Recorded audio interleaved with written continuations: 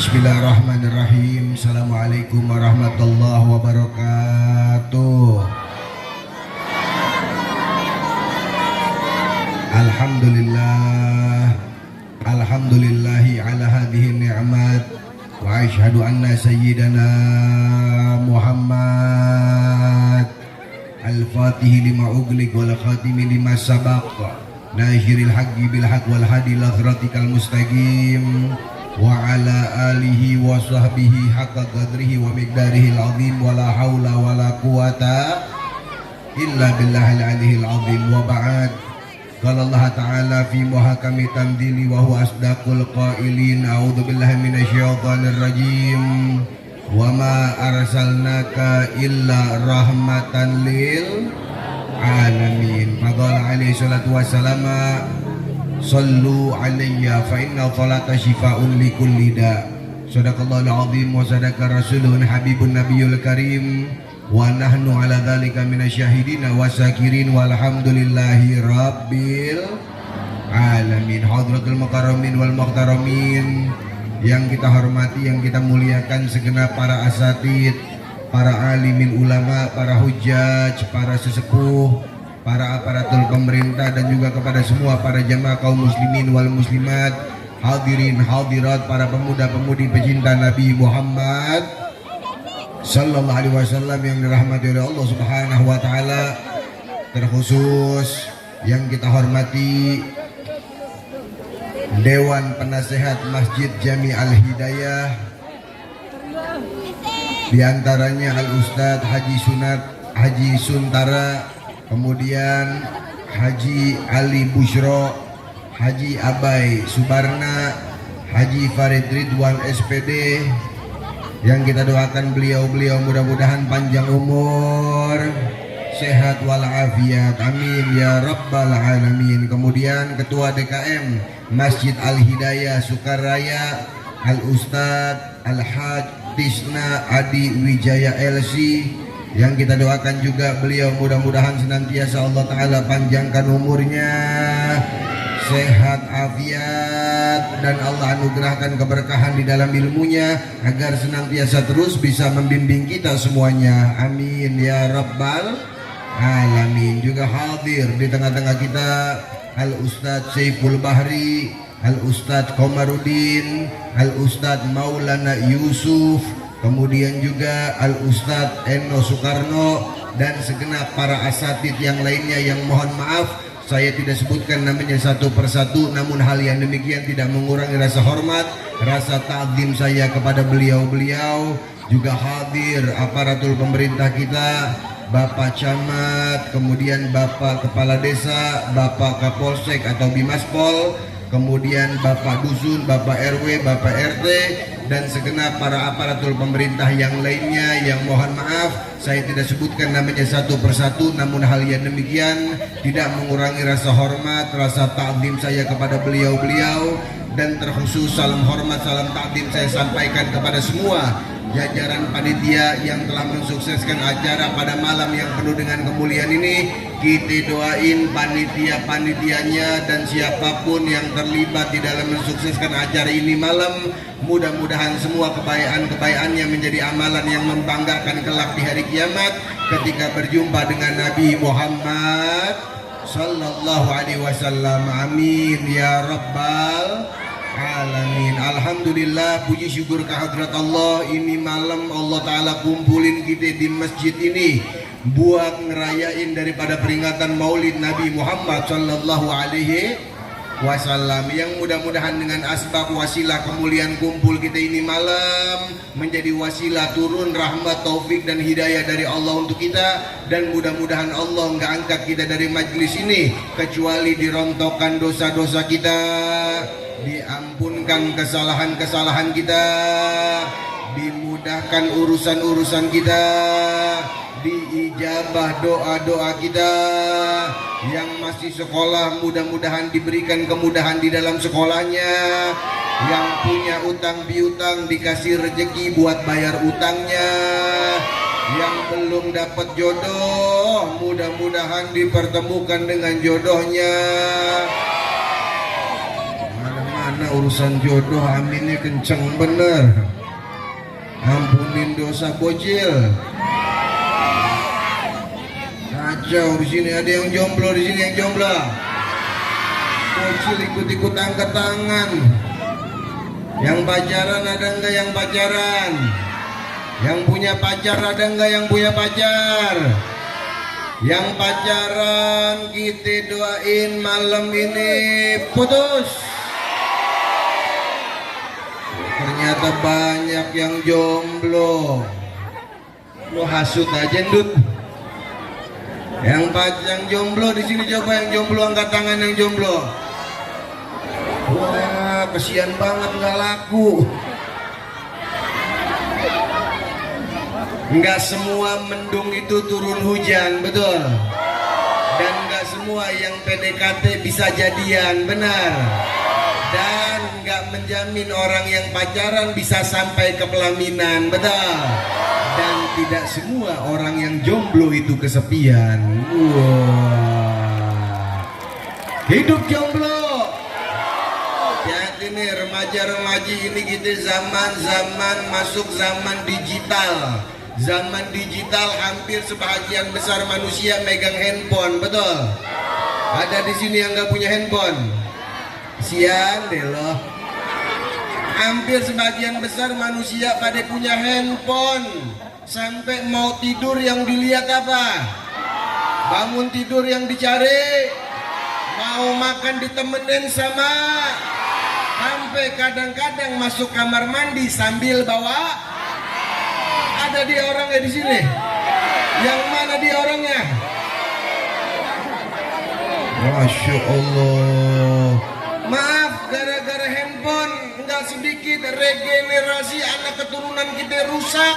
Mereka terjebak cinta menye ala anak alay vs cabe-cabean. Banyak drama-drama cinta yang dimainkan sama anak-anak muda zaman now. Papah mamahan, umi abian, pipi mimian. Ada yang kayak begitu di sini. Yang mana dia orangnya? Masya Allah. Hati-hati buat remaja-remaji. Kalau kalian ngaku cinta sama Nabi Muhammad, tinggalin pacarnya. Setuju nggak? Bilang buat kalian yang punya pacar, katakan kepada pacar kalian, lo, gue, ane, ente, khatam. Wah, takbir. Sekarang remaja-remaji, Masya Allah, jangankan yang remaja-remaji, maaf, gara-gara handphone. Ini handphone alat mediasi, bisa menjadikan wasilah kita masukin ke dalam syurga, bisa juga menjadi wasilah masukin kita ke dalam api neraka. Tergantung handphone digunain buat apaan. Digunain perkara yang baik, entar tuh handphone jorokin kita ke syurga. Dibuat perkara yang rusak, entar tuh handphone narik kita ke dalam api neraka. Saya pernah baca chattingan WhatsApp anak SD kelas 1, chattingan sama pacarnya pakai bahasa Umi Abian. Kelas 1. Cowoknya WhatsApp ke ceweknya, Umi maafin ya, kayaknya sebentar lagi Abi nggak bisa ketemu sama Umi dalam waktu yang sangat lama. Lu ya orangnya ya. Ceweknya keluarin emot nangis, tahu emot nangis? Kok Abi jahat, emang Umi ada celah apa? Apa yang dijawab sama cowoknya? Umi nggak ada salah apa-apa, cuma sebentar lagi Abi mau sunat. Baru mau sunat chattingnya Umi Abian. Masya Allah, makanya Bu, Pak, kontrol handphone anak-anak kalian. Jangan sampai regenerasi anak keturunan kalian rusak sebab yang namanya handphone. Jangankan anak itu baru anak SD kelas 1, bagaimana dengan remaja-remaji kita? Jangankan mereka yang gak kenal sama pengajian, mereka yang rajin datang ke majelis aja masih banyak yang pacaran, betul? Ada anak majelis di sini yang punya pacar?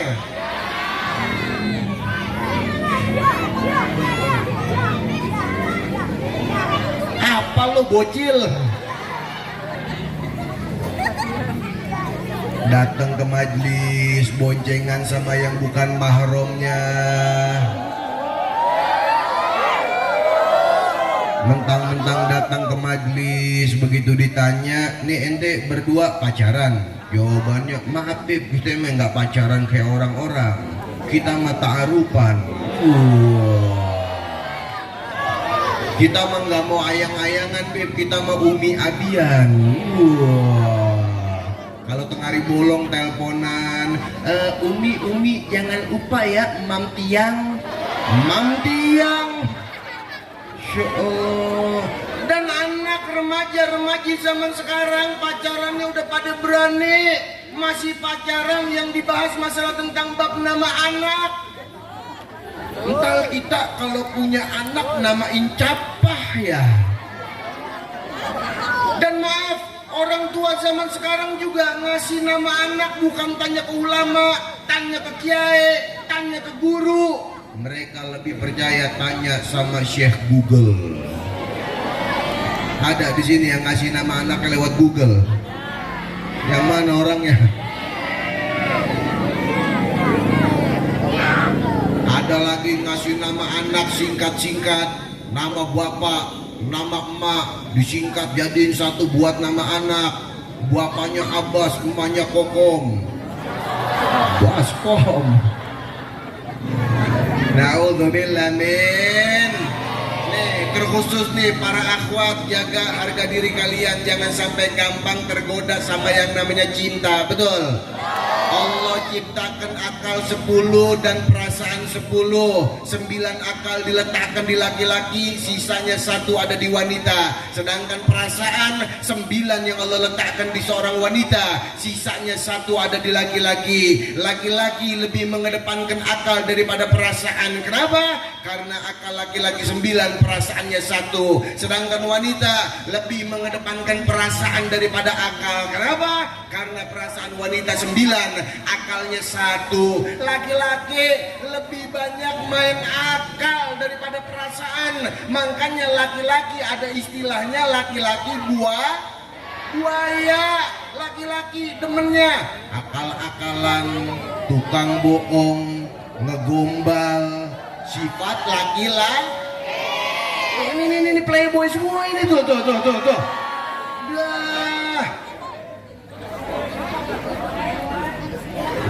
Ini mah dia nggak laku sian. Orang satu dibelah dalamnya ada 4. Tuh laki-laki demennya ngegombal, sedangkan perempuan mainannya perasaan, gampang baper. Tahu baper? Digodain dikit, kiu, empok geruk. Langsung itu malamnya nggak bisa tidur, bener. Mau tidur mata merem otak jalan, makan ayam rasa tahu. Kalau ada perempuan habis digodain sama laki-laki. Makanya perempuan hati-hati menjaga hati. Sifat wanita itu hati perasaannya lebih sensitif, baperan. Makanya laki-laki nggak boleh baperan, karena baper adalah kodrat seorang wanita. Kalau ada laki-laki baper, suruh ganti pakaiannya dengan daster. Takbir. Perempuan, makanya sampai ada penyair Arab mengatakan almar'atu kal mir'ah, wanita itu laksana seperti cermin, kayak kaca. Makanya wanita paling demen sama yang namanya kaca. Bangun tidur yang dicari perempuan apa? Pengen mandi yang dilihat, habis mandi yang dilirik, dandan sambil ngeliat, mau naik motor pakai helm sambil ngeliat. Kemudian ketemu lampu merah di jalan, udah bawa motor, sebelah kiri ada mobil, masih sempat ngaca. Naik motornya kadang-kadang sen kiri, belok kanan. Ada yang kayak begitu di sini? Yang mana perempuannya? Kalau diomelin galakan dia lagi ya. Tuh sifat perempuan kayak kaca. Kaca kalau udah jatuh hancur gak? Hancur gak? Bisa nggak buat bersatu lagi?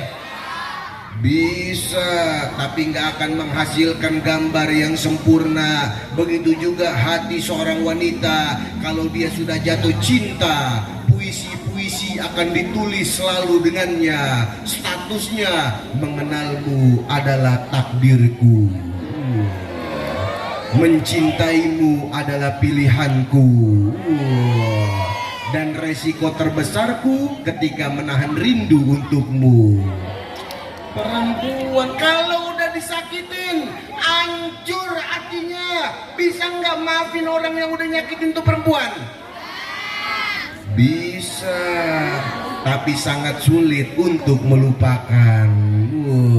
Makanya perempuan hati-hati di dalam menjaga hati. Nih perempuan, kalau pengen cari suami, ini tips dari saya nih. Kalau pengen cari suami, cari pemuda yang bisa main hadroh.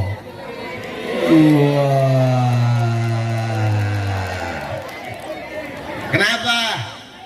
Hadroh aja dia pukulin, gimana laki-laki yang gangguin istrinya?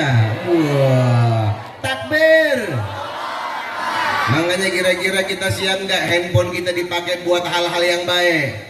Siap nggak? Siap nggak? Oleh karena itu malam ini sebelum saya lanjut tausiah saya, yang bawa handphone saya minta nyalakan flash handphonenya sambil kita baca sholawat kepada Nabi Muhammad SAW. Setuju nggak? Setuju nggak? Nyalakan handphonenya, angkat tinggi-tinggi handphone kalian. Yang bawa handphone menyalakan flash handphonenya. Saya doain dalam waktu dekat handphonenya ganti iPhone 15 Pro Max. Yang bawa handphone tapi nggak menyalakan handphonenya, saya doain pulang handphonenya hilang. Amin. Amin. Angkat handphone kalian tinggi-tinggi, semuanya angkat handphonenya tinggi-tinggi. Salatallah, salamallah ala Taha. Salatallah. Backing vokal baca. Bila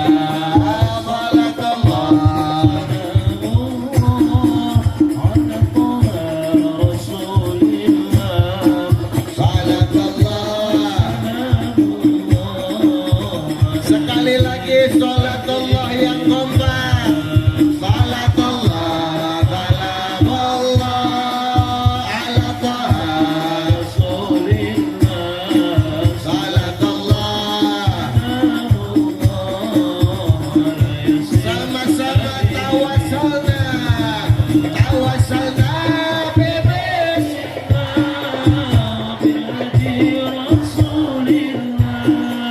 Tawasalna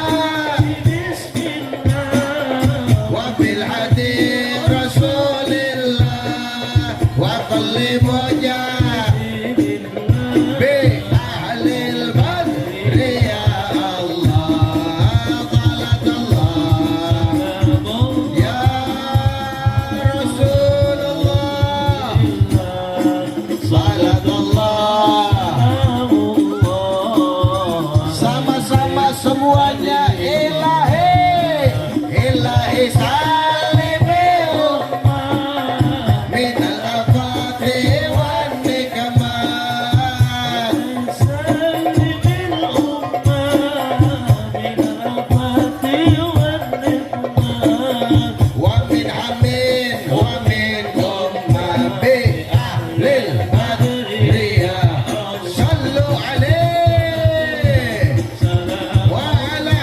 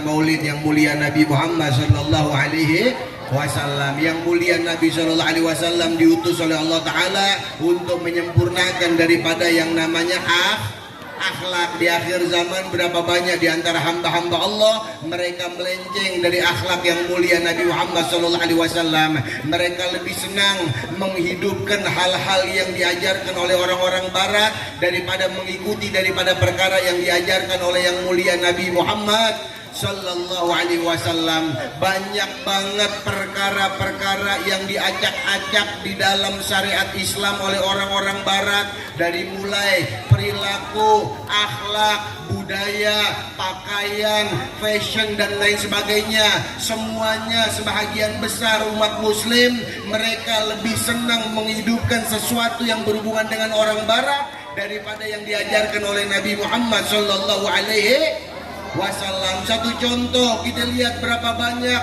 di akhir zaman para muslimah mereka dengan bangga memamerkan daripada auratnya di hadapan laki-laki yang bukan mahramnya. Betul?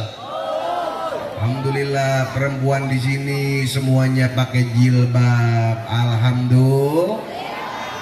Walaupun kadang-kadang pakai jilbabnya cuman buat ngaji doang. Kelar ngaji jilbabnya dibuka, diputer-puter, gerah. Ada yang kayak begitu di sini? Yang mana orangnya? Hati-hati. Imam Syafi'i udah memberikan kabar kepada kita, sayati fi akhir zaman. Imam Syafi'i bilang ntar bakal datang di akhir zaman seseorang lebih gampang ngelihat ketek perempuan dibandingkan ketek ayam. Dibandinginnya sama apa? Ketek ayam. Kita kalau pengen ngelihat ketek ayam zaman dulu, ayamnya kita kejar-kejar dulu, ditangkap dulu, diangkat dulu sayapnya, baru bisa kelihatan keteknya. Ketek perempuan dilihat perlu diuber-uber. Perlu nggak? Kayak tadi saya keluar tol Cibitung, masuk ke sini, lagi enak-enak wirid di dalam mobil, tasbih sampai kebalik. Nengok kiri, ketek, madep kanan, ketek, dilihat haram. Kacau nggak dia mubazir loh. Wah, muka ketek di sini nih. Wah, pantas mukanya kayak lepitan ketek. Hati-hati perempuan, jaga aurat kalian. Selai yang rambut yang nampak di hadapan laki-laki yang bukan mahram, maka kalian menjadi wasilah untuk memasukkan 4 laki-laki ke dalam api neraka. Kalian masukkan bapak, paman, suami, dan anak laki-laki ke dalam api neraka. Naudzubillah min. Ikutin Nabi Muhammad SAW. Begitu juga remaja-remaja kita zaman now. Remaja coba lebih bangga pakai gamis apa pakai celana cutbray? Yes. Yang ngomong mis pakai celana. Coba kita orang barat pinter ngedesainnya, dibikin celana cutbray. Tahu cutbray? Cutbray yang atasnya kecil, bawahnya kelar cutbray. Keluar lagi celana bray cut. Tahu bray cut? Cutbray atas yang kecil, bawahnya besar. Kalau bray cut, atasnya yang besar, bawahnya kelar. Ada lagi celana bray. Tahu bray? Dari atas sampai bawah besar semua. Dan yang lebih berbahaya, celana akhir zaman, celana curut-curut. Tahu celana curut-curut? Cutbray atas kecil, bawah besar. Bray cut atas yang besar, bawah kecil. Bray dari atas sampai bawah besar. Curut-curut dari atas sampai bawah kecil. Ada yang tahu celana apa curut-curut? Celana apa? Apa? Pensil.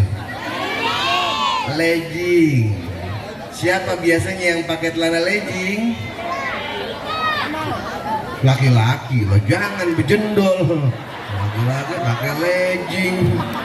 Ya Allah. Perempuan biasanya pakai celana legging, itu celana kalau dipakai buat daleman, ditiban lagi pakai rok, gamis, abaya, cakep ya. Ini kadang-kadang nggak sedikit perempuan keluar, mending masih muda, umur 74 tahun, depan kempes, belakang kempes. Naik motor pakai legging, nenek-nenek. Motor tetangga saya badannya gendut, kulitnya hitam kayak oncom tepak kebul. Tiap pagi berangkat ke pasar pakai kita ngebayangin coba orang gendut pakai legging gimana kira-kira. Coba Dut, berdiri Dut.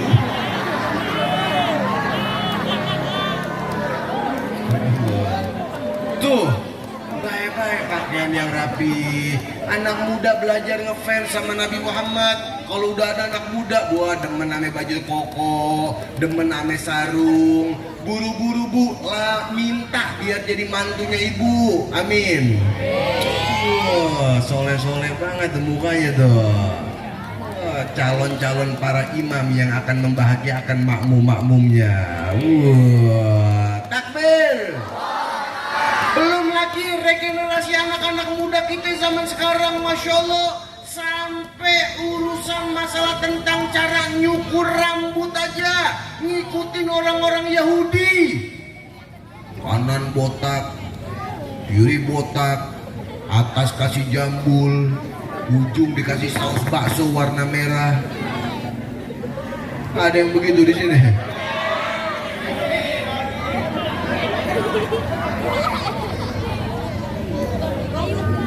Udah kulit hitam, gigi kuning, pantat tepos, jalan sambil nyekek botol sempoyongan, mabuk-mabuk, kena narkoba. Hati-hati anak-anak muda, jangan sampai ada yang kena narkoba. narkoba nggak usah ngikutin orang-orang barat. Orang barat mabuk keren, pakai whisky, terus pakai tequila. Kadang-kadang kita mabuk pakai lem Ibon. Ya Allah, orang barat mabuk muntah masih pantas, muntah keluar keju. Lah kalau kita mabuk muntah keluar kangkung.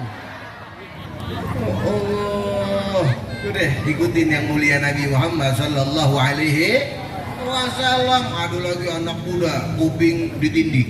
Wah, ikutin orang barat. Barat pakai emas, dia hadiah ciki. Udah nggak ada pantas-pantasnya. Kita ngikutin Nabi Muhammad Sallallahu Alaihi Wasallam. Belum lagi kita lihat regenerasi anak-anak kita kepada orang tuanya. Makanya mereka banyak yang melawan sama orang tua, banyak yang ngebantah sama orang tua. Jadi anak-anak yang durhaka terhadap kedua orang tua. Terkadang orang tuanya juga nggak mencontohkan akhlak perilaku yang baik kepada anak-anaknya, sehingga itu anak menjadi anak yang durhaka. Satu contoh, para ulama udah ngajarin mubarakatal musyafahah bainal fam wal anful, berkah cium tangan antara hidung sama mulut. Anak zaman sekarang cium tangan orang tuanya gimana? Nempel di pipi, di mana lagi? Nempel di jidat. Makanya itu anak jauh dari berkah. Ulama udah bilang, telapak tangan atas namanya ta'aduban, beradab, berakhlak, beretika. Itu bisa mendatangkan kebahagiaan dunia. Telapak tangan bawah namanya tabarukan, ngambil berkah, bisa mendatangkan kebahagiaan akhirat. Berarti si anak kalau pengen dapat kebahagiaan dunia sampai akhirat lewat wasilah cium tangan ke orang tuanya, berarti cium tangannya gimana? Cium tangannya gimana? Bolak balik. Ada anak di sini cium tangan orang tuanya bolak balik? Yang mana orangnya? Ketemu sama Habib tangan diputer-puter sampai salah urat. Sama orang tua pada cuek-cuek banget. Orang tua dulu praktekin cium tangan bolak balik, bawa akhlak yang bener sama orang tua kalian. Coba, nih, sini sambil ini maju berdua coba.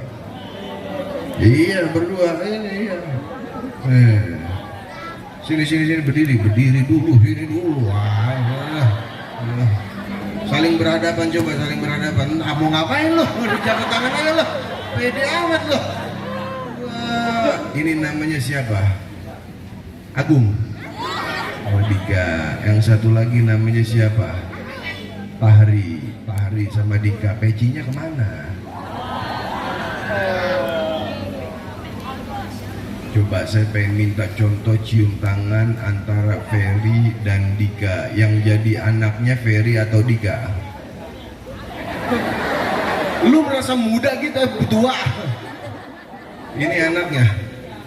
Karena ente pengen jadi bapak, anak jadiin anak. Ente jadi anaknya, ini jadi bapaknya. Coba Ferry cium tangan ke papa.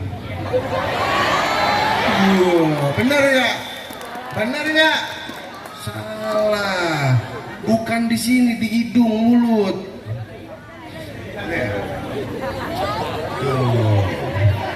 Nih, Per, kalau bisa Habib kasih hadiah pergi haji jika mampu. Ulang, Per.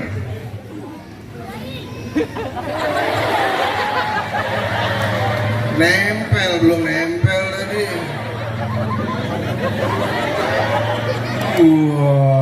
Takbir.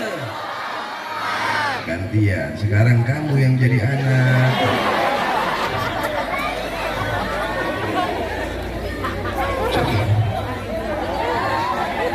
Nah, tepuk tangan untuk mereka berdua.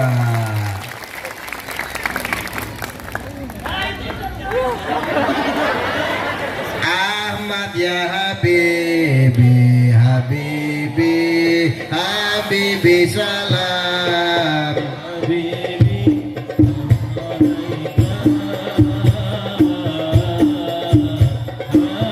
semuanya baca Ahmad ya Habibi Habibi Habibi salam Habibi salam alaika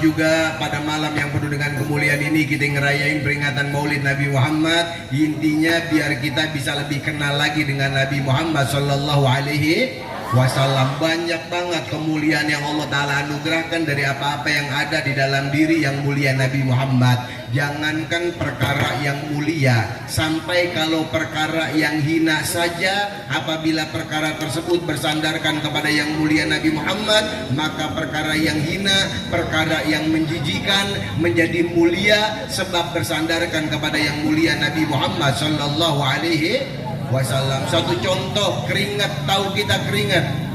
Keringat kita baunya bau apa? Bau asam. Rasanya rasa apa? Emang udah pernah nyobain? Keringat yang mulia Nabi Sallallahu Alaihi Wasallam, wa kana araqan Nabi Sallallahu Alaihi Wasallam qadhahna ay kal itir. Keringat yang mulia Nabi Muhammad laksana seperti parfum, kayak minyak wangi, harum semerbak. Banyak riwayat hadis yang menerangkan tentang kemuliaan keringat yang mulia Nabi Muhammad. Salah satunya ketika Nabi lewat di hadapan para sahabat-sahabat, Nabinya sudah sampai ujung, wanginya masih tertinggal di hadapan para sahabat karena saking harumnya daripada keringat yang mulia Nabi Muhammad Sallallahu Alaihi Wasallam. Dan bahkan Nabi Muhammad pernah tidur di pelataran Masjid Kuba pada siang hari sampai badannya Nabi mengeluarkan keringat. Sahabat-sahabat yang mengetahui Nabi tidur pada siang hari di pelataran Masjid Kuba sampai badannya mengeluarkan keringat, mereka para sahabat-sahabat langsung lari ke rumahnya masing-masing. Untuk apa? Mereka ambil botol, mangkok, gelas. Untuk apa? Tak lain botol, mangkok dan gelas mereka ambil untuk berebut menadahkan keringat yang mulia Nabi Muhammad. Buat apa keringat Nabi diperebutkan oleh para sahabat? Tak lain mereka jadikan sebagai wewangian, sebagai parfum, karena saking harumnya daripada keringat yang mulia Nabi Muhammad Sallallahu Alaihi. Kalau keringat kita gimana kira-kira? Ada di sini ibu-ibu yang pengen berangkat kondangan parfumnya dari keringat suami? Ada nggak? Mama kan kadang-kadang kalau pengen berangkat kondangan, masya Allah, minyak wangi sampai diguyur, pakai lipstik sampai hidung, pipinya pakai apa namanya itu, blow on. Masya Allah. Tuh keringat Nabi Muhammad. Air ludah, tahu air ludah? Air ludah kita bau apa? Bau apa? Coba semua tangannya angkat, amin, amin, amin. Cuy, cium. Nabi kalau pengen buang ludah, Nabi terlebih dahulu mendehem. Begitu Nabi mendehem, para sahabat berebut menadahkan air ludahnya Nabi Muhammad. Ada kita pengen meludah, teman kita berebut nangkep. Ada nggak kira-kira? Buat apa? Sama mereka ditempel ke muka, ke kepala, ke badan, ngambil berkah dari air ludah yang mulia Nabi Muhammad. Tapi air ludah Nabi beda sama air ludah kita. Air ludah Nabi yang pertama rasanya seperti madu, yang kedua aromanya seperti minyak misik, dan yang paling penting dari air liurnya Nabi, syifaun likulli da, bisa menjadi obat dari berbagai macam penyakit. Banyak riwayat hadis yang menerangkan tentang kemuliaan air ludahnya Nabi Muhammad. Sayyidina Ali bin Abu Thalib pernah kena panas sampai tembus ke belakang, diludahi sama Nabi Muhammad langsung sembuh. Sayyidina Abu Bakar Siddiq kakinya digigit oleh ular padang pasir yang sangat berbisa ketika menemani Nabi Muhammad ingin melakukan perjalanan hijrah, diludahi sama Nabi langsung sembuh. Para sahabat-sahabat terkena sakit panas yang menular, didatangi, ditengoki, diludahi satu-satu sama Nabi. Dan tidaklah air liur Nabi Muhammad sampai ke kulit itu sahabat, kecuali di detik itu juga sakit panasnya langsung sembuh berkat air liur yang mulia Nabi Muhammad sallallahu alaihi. Coba kalau ada teman kita lagi sakit, kita tengokin, bukan bawain buah, malah kita ludahin, sembuh apa tambah sakit? Yang ada berantem kita. Tapi nih, saya mau kasih tips biar pulang pada bawa oleh-oleh semuanya. Tapi janji ya, oleh-olehnya jangan dikasih tahu ke teman-temannya ya. Benar, janji. Ternyata di dalam penelitian ilmu dokter sedunia, di dalam kandungan zat air liur umat Nabi Muhammad bisa mengangkat satu penyakit darah rendah. Kalau nggak percaya, misalnya pulang ibu-ibu suaminya ada yang sakit darah rendah, ludahin deh bu. Makin banyak ludahnya semakin cepat sembuhnya. Berubah jadi darah tinggi yang ada berantem gitu. Tuh banyak banget kemuliaan Nabi Muhammad SAW. Dan yang terakhir, ayo oleh-oleh apa yang kita bawa pulang dari majlis ini untuk menyenangkan hati Nabi Muhammad SAW. Minimal deh, kita jangan pernah menelantarkan yang namanya sholat. Kalau pengen senang dunia akhirat, pengen bikin Nabi Muhammad bahagia, jangan lalai sama yang namanya sholat. Barang siapa yang terbiasa menunda sholat dan melalaikan sholat, dia harus siap tertunda dan terlalaikan dari segala sesuatu kebahagiaan-kebahagiaan yang ada di dalam kehidupannya. Dia tunda dan lalaikan sholat, Allah akan tunda dan lalaikan ketenangan hatinya. Dia tunda dan lalaikan sholat, Allah akan tunda dan lalaikan keberkahan rizkinya. Dia tunda dan lalaikan sholat, Allah akan tunda dan lalaikan segala sesuatu kebahagiaan-kebahagiaan yang ada di dalam kehidupannya.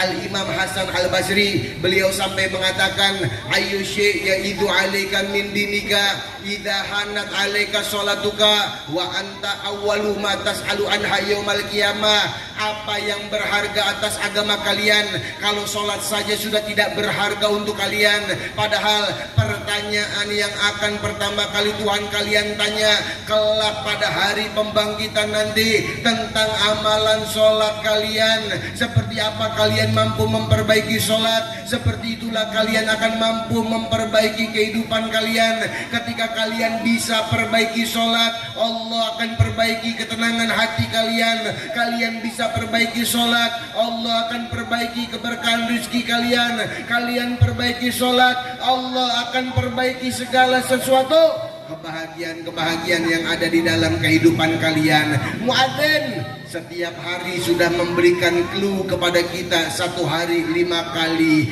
dalam lantunan adzannya. Hayya 'alas shalah, hayya 'alal falah. Marilah dirikan sholat, marilah menggapai kemenangan. Dirikan sholat menggapai kesuksesan, dirikan sholat menggapai kebahagiaan. Maksudnya apa? Kalau kamu pengen menang, pengen sukses, pengen bahagia, kuncinya ada di sholat. Sholat dulu baru menang, sholat dulu baru sukses, sholat dulu baru bahagia.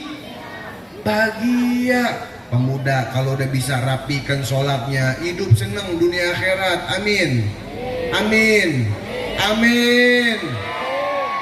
Masjid apa namanya? Jami Al Hidayah. Kalau sholat subuh di sini safnya ada berapa jamaah? Ada berapa saf jamaahnya? Yang bener dot, gua kempesin nih, bohong. Anak muda, remaja, ayo makmurin nih masjid kita nih. Jangan jadikan masjid sebagai tempat perkumpulan aki. Kadang-kadang Masya Allah, maaf, dari mulai yang pukul beduk aki-aki, yang azan aki, yang qomat imam, makmum. Masjid kayak tempat perkumpulan. Anak muda jadi muadzin, tampil, bangunin subuh orang, bangun semangat. Aki-aki begitu tahrim subuh, acola, mau bangun sholat juga takut kita, bener. Anak muda tampil adzan subuh, sholatu khairum minan naum. Sholat lebih baik dari yang namanya tidur. Aki-aki adzan subuh, untuk sholat untuk naon-naon, tidur lagi akhirnya. Ya Allah, ayo makmurin anak-anak muda. Terakhir ada cerita hikayah, satu masjid nggak ada yang mau sholat berjamaah. Akhirnya mau nggak mau yang sholat berjamaah 3 orang bego. Pernah nggak kita ngelihat orang bego sholat berjamaah? Pernah nggak? Yang satu namanya bego, yang satu lagi tolol, yang satu lagi oon. Si bego dia bilang ke si tolol, lol, yang jadi imam lo ya lol. Si tolol jawab, yah go, lo kan tahu gua tolol, masa suruh jadi imam? Enggak, suruh aja si Oon. Oon juga jawab, tolol aja nggak berani, apalagi gua Oon. Akhirnya mau nggak mau yang jadi imam bego. Makmumnya siapa? Tolol sama Oon. Akhirnya si bego bilang ke si tolol dan Oon, tolol Oon, gua jadi imam ya. Iya bego. Lo ikutin gua. Iya bego. Akhirnya bego dia berdiri di tempat imam, dia takbir, Allahu Akbar. Tolol sama Oon ngikutin takbir, Allahu Akbar. Bego baca Fatihah, kelar walad dolin, tolol sama Oon jawab amin. Permasalahannya udah tahu imamnya bego, dia pakai baca surat Al-Kafirun. Yang mana nih surat kalau yang baca orang bego nggak kelar-kelar, betul. Bismillahirrahmanirrahim. Qul ya ayyuhal kafirun la a'budu ma ta'buduna wa la antum abiduna ma wala an abidum abadum wala antum abiduna ma wala an abidum abadum wala antum abiduna ma. Muter-muter wala an abidum abadum wala antum abiduna ma'bud. Si bego lupa cara ngabisin surat Al-Kafirun gimana, nggak ngerti. Akhirnya muter-muter, si tolol di belakang pegel, dia kesel teriak-teriak, Gok, lakum, lakum. Bego dia baru ingat. Lakum dinukum waladhdallin. Makmumnya tolol sama Oon pakai jawab amin. Akhirnya si Oon dia sadar, Bu. Dia nanya ke si tolol, lol, ini perasaan aminnya 2 kali ya. Si tolol pakai jawab apa? Oon, kalau sholat nggak boleh ngomong. Imamnya bego madep belakang. Untung gua nggak ngomong. Akhirnya gara-gara yang sholat berjamaah orang bego, sholatnya pada batal. Naudzubillah min dzalik. Hadirin hadirat rahimakumullah. Ayo sama-sama di dalam momentum peringatan Maulid Nabi Muhammad bersama Masjid Jami Al Hidayah, sama-sama yang pertama kita benerin akhlak kita, akhlak terhadap diri kita, akhlak terhadap teman-teman kita, akhlak terhadap passion kita, akhlak terhadap kedua orang tua kita, dan juga jangan pernah lalaikan dari yang namanya sholat, terkhusus sholat berjamaah. Rapiin akhlak, benerin sholat, insya Allah hidup kita akan mendapatkan kesenangan dunia sampai akhirat. Amin ya rabbal alamin. Mudah-mudahan sedikit yang saya sampaikan bisa bermanfaat. Sebelum ditutup tausiah saya, sama-sama semuanya angkat tangan, kita minta kepada Allah dengan berkah kemuliaan kumpul kita pada malam hari ini. Orang tua dan guru-guru kita yang pulang ke rahmat Allah, mudah-mudahan mereka semua diampunkan dosa-dosanya, diterima semua amal-amal ibadahnya, dijadikan kuburnya raudhah min riyadhil jannah, taman di antara taman-taman syurganya Allah Subhanahu wa taala. Untuk orang tua dan guru-guru kita yang masih hidup, mudah-mudahan mereka dipanjangkan umurnya, disehatkan badannya, dibanyakan rezekinya dengan rezeki yang halalan thayyiban, dianugerahkan keberkahan untuk mereka dalam ilmu, amal, tingkah laku dan juga perbuatan, dan Allah jadikan akhir hayat mereka dalam keadaan husnul khotimah. Juga kita yang hadir pada malam hari ini, Allah naungkan rahmat, taufik dan hidayahnya untuk kita, dan mudah-mudahan Allah nggak angkat kita dari majlis ini kecuali dirontokkan dosa-dosa kita, diampunkan kesalahan-kesalahan kita, dimudahkan urusan-urusan kita, diijabah doa-doa kita, Allah berikan kita ilmu yang manfaat, dan Allah jadikan kita semuanya hamba-hamba yang solihin dan solihat, yang senantiasa bisa istiqamah menanamkan di dalam sanubari kita cinta kepada yang mulia Nabi Muhammad sallallahu alaihi wasallam. Amin ya rabbal alamin. Juga kita doakan saudara-saudara kita yang ada di Palestina, mudah-mudahan mereka semuanya diberikan kesabaran oleh Allah, diberikan ketabahan oleh Allah, diberikan kemenangan oleh Allah. Yang syahid, yang mati dijadikan mati syahid, dan mudah-mudahan Allah hancurkan Israel, Yahudi, Zionis, laknatullah sehancur-hancurnya. Amin ya rabbal alamin. Al-Fatihah.